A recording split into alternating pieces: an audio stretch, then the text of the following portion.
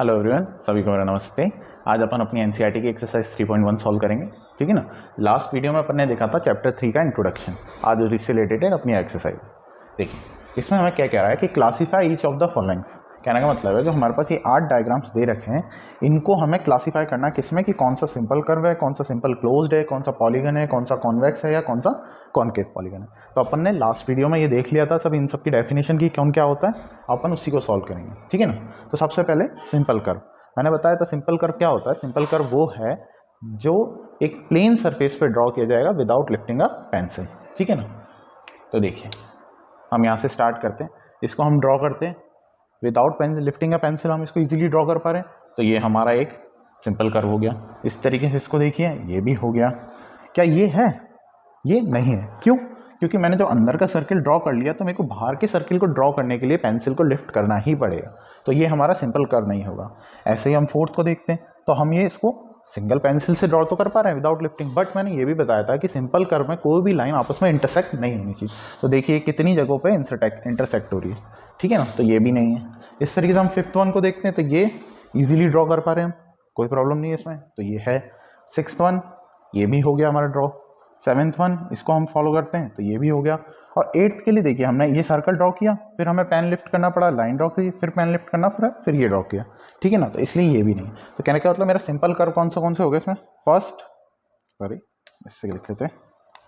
देखिए first, second, third, fourth नहीं है हमारा, फिर फिफ्थ, फिर सिक्स्थ और फिर सेवेंथ। यानी इन 8 डायग्रामों में से हमारे ये 5 डायग्राम जो हैं ये सिंपल कर्व का एग्जाम्पल, ठीक है ना।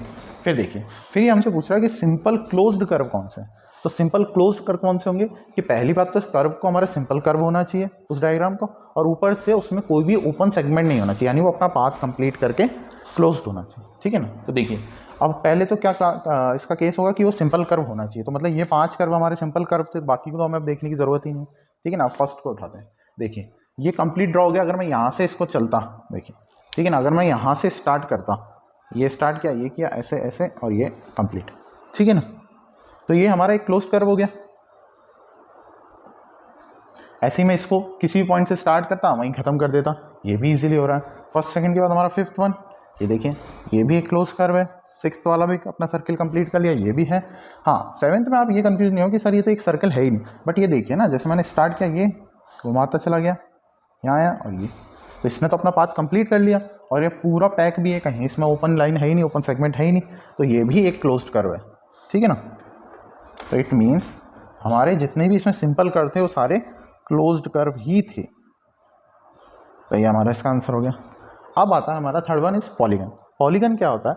पॉलीगन एक क्लोज्ड कर्व होता है जो कि केवल लाइन सेगमेंट को यूज़ करके बनाया जाता है, यानी उसके अंदर कोई वेव लाइन, कोई लहर, कोई वेव, कोई मतलब कोई अलग तरीके की लाइन नहीं होनी चाहिए, ओनली स्ट्रेट लाइन होनी चाहिए, ठीक है ना।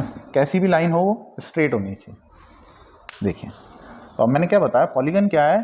सबसे पहले तो वो है क्लोज्ड सिंपल कर्व, ठीक है ना। तो सिंपल क्लोज कर्व तो होना ही चाहिए, यानी पहले तो इसी में ही हमारा पॉलीगन मिलेगा, बाकी में हमें नहीं मिलेगा। तो हम बाकी देखते भी नहीं। अब इसी के अंदर फाइंड आउट करते हैं, ठीक है। सबसे पहले फर्स्ट स्टार्ट करते हैं। देखिए इसके अंदर ये क्लोज तो था ही, हमने पहले भी देख लिया, और ये सारा स्ट्रेट लाइन से मिलकर बना हुआ है, यानी कि ये एक पॉलीगन है। सेकेंड वन, इसमें भी सारी तरह की स्ट्रेट लाइन है। फिर फिफ्थ में देखिए ये कर्व लाइन्स आ गई, ठीक है ना, ये स्ट्रेट लाइन नहीं है, तो ये हमारा पॉलीगन नहीं हो सकता। सिक्स्थ में ये स्ट्रेट है, ये स्ट्रेट है, बट ये देखिए यहाँ पर 2 कर्व लाइन यूज़ की गई है, तो ये भी हमारा पॉलीगन नहीं हुआ। और सेवेंथ में क्या है, ये 2 लाइन तो स्ट्रेट है, बस ये पूरा कर्व लाइन हो गई, तो ये भी हमारा पॉलीगन नहीं हुआ। यानी कि अब जो हमारा पॉलीगन बचे वो क्या क्या हो गए? अब हमारा पॉलीगन है फर्स्ट वन और सेकेंड वन, सिर्फ इसके अंदर 2 ही पॉलीगन है, ठीक है ना।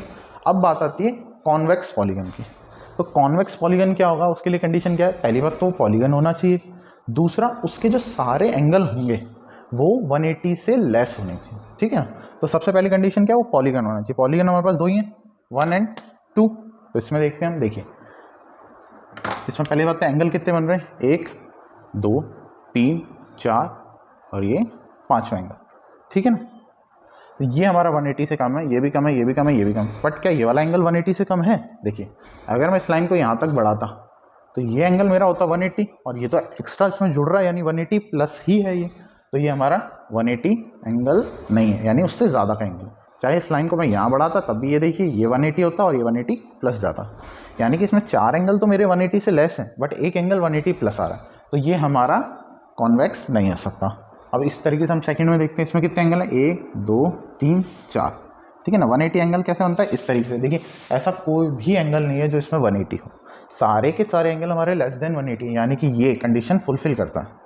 तो ये हमारा क्या हो गया, कॉन्वेक्स पॉलीगन, ठीक है ना। तो हमारा 2 नंबर हो गया कॉन्वेक्स पॉलीगन। अब आता है fifth one is concave polygon. तो कॉनकेव पॉलीगन होने के लिए क्या क्या कंडीशन है कि पहली बात तो वो पॉलीगन होना चाहिए और दूसरा उसमें एटलीस्ट 1 एंगल 180 प्लस होना चाहिए, ठीक है ना। मतलब कम से कम एक एंगल ऐसा ज़रूर होना चाहिए जिसकी वैल्यू 180 प्लस आए। तो देखिए अब पहले तो पॉलीगन होना चाहिए, तो पॉलीगन 1 और 2 दो ही हैं, ठीक है ना। सेकंड वन देखते हैं, हमने इसमें 4 एंगल देखे थे, चारों लेस देन 180 थे, तो ये तो कॉनकेव हो ही नहीं सकता, बात ही कहता हूँ। और इसके अंदर क्या था कि 4 एंगल तो लेस देन 180 थे बट एक ये वाला एंगल जो है ग्रेटर देन 180 है, और हमारी कंडीशन ही क्या है कि एटलीस्ट 1 एंगल तो 180 प्लस होना ही चाहिए, यानी कि इसमें के अंदर सिर्फ पहला वाला जो है हमारा वो ही कॉनकेव पॉलीगन है। ओके, आपको ये समझ आ रहा है? कोई भी इसमें प्रॉब्लम हो तो आप एक बार खुद से करिएगा, नहीं आए तो आप कमेंट में बताइए, ठीक है ना। अब अपन इस एक्सरसाइज का नेक्स्ट क्वेश्चन देखते हैं। देखिए अब अपना इस एक्सरसाइज का सेकंड और लास्ट क्वेश्चन ये कहता है कि what is a regular polygon, ठीक है ना। इसके 2 पार्ट है, पहले पूछता है what is a regular polygon, मतलब आपको इसकी डेफिनेशन बतानी। तो अपन ने पढ़ा था रेगुलर पॉलीगन कौन से पॉलीगन होते हैं, जिनकी सभी साइड्स और सभी एंगल इक्वल होते हैं। मतलब regular polygon is whose all sides and angles are equal, ठीक है ना। मतलब वो वाला पॉलीगन जिसके सभी साइड्स और सभी एंगल्स आपस में इक्वल हों, यानी कि जैसे हमने ये ट्रायंगल बनाया था और इसके अगर तीनों एंगल्स सेम है और तीनों साइड सेम है तो ये हमारा रेगुलर पॉलीगन का एग्जाम्पल होता था, ठीक है ना। फिर ये पूछता है हमसे state the name of a regular polygon of 3 sides, क्या मतलब अगर मैं 3 साइड्स का एक रेगुलर पॉलीगन ड्रॉ करता हूँ जिसके तीनों एंगल भी सेम हैं और तीनों साइड्स भी सेम, तो इसका नाम क्या होगा। इसका नाम मैंने आपको बताया था जब मैंने इंट्रो पढ़ाया था, इसका नाम होता है इक्विलेटरल ट्राइंगल।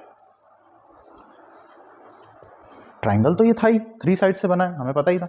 बट अगर ये रेगुलर पॉलीगन बन जाए यानी साइड्स भी इक्वल एंगल भी इक्वल तो वो बन जाता है इक्विलेटरल ट्राइंगल। ऐसे ही 4 साइड्स के लिए बोला इसने, अगर 4 साइड्स का होता, सारे कॉमन साइड्स सारे एंगल साइड सेम, तो वो बन जाता हमारा स्क्वायर, ठीक है ना। और अगर यही हमारा 6 साइड के साथ पूछा जाए, ठीक है, 6 साइड्स का डायग्राम कैसा बनता है, इस तरीके से, ठीक है ना। और ये क्या है मेरा 6 मतलब हेक्स, तो ये है एक हेक्सागन, ठीक है ना। ये कौन सा पॉलीगन है, ये है हेक्सागन पॉलीगन। बट अगर इसकी सारी साइड्स को मैं इक्वल कर दूं और सारे एंगल्स को भी इक्वल कर दूं तो ये क्या बन जाएगा, ये बन जाएगा मेरा रेगुलर हेक्सागन,